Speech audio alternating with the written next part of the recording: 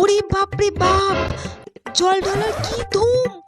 এত ভিড়, এত ভিড়ের মাঝে আমি মহাদেবের মাথায় জল ঢালবো কি করে? সব না খেয়ে এসেছে না, সব খেয়েই চলে এসেছে। দেখে তো মনে হচ্ছে সব খেয়ে এসেছে, যেভাবে সেজে গুজে এসেছে জল ঢালতে।